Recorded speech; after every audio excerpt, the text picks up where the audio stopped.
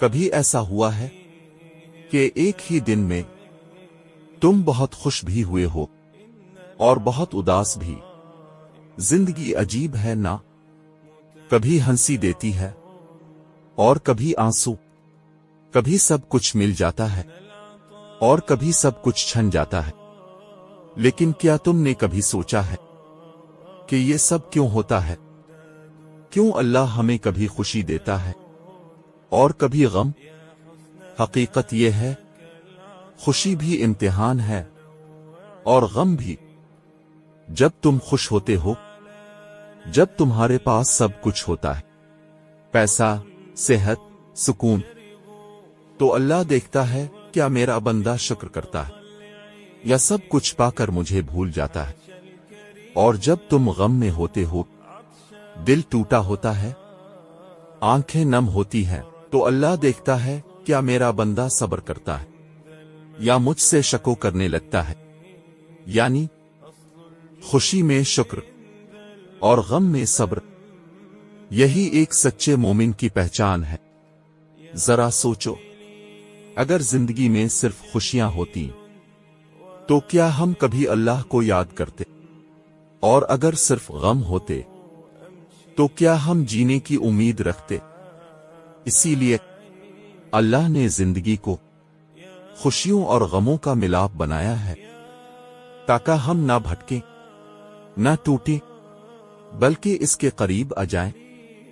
کبھی کبھی جو غم تمہیں ملتا ہے نا، وہ سزا نہیں ہوتا، وہ اللہ کی طرف سے ایک پیغام ہوتا ہے، میرے بندے، تم دنیا میں بہت کھو گئے ہو، واپس آ جاؤ۔ اور کبھی جو خوشی تمہیں ملتی ہے وہ انعام نہیں ہوتی، وہ بھی ایک آزمائش ہوتی ہے۔ دیکھتا ہوں تم مجھے یاد رکھتے ہو یا نہیں، لیکن ہم کیا کرتے ہیں، خوشی میں اللہ کو بھول جاتے ہیں اور غم میں اللہ سے شکایت کرتے ہیں۔ حالانکہ ہونا یہ چاہیے تھا، خوشی میں اور زیادہ جھک جاتے اور غم میں اور زیادہ قریب آ جاتے۔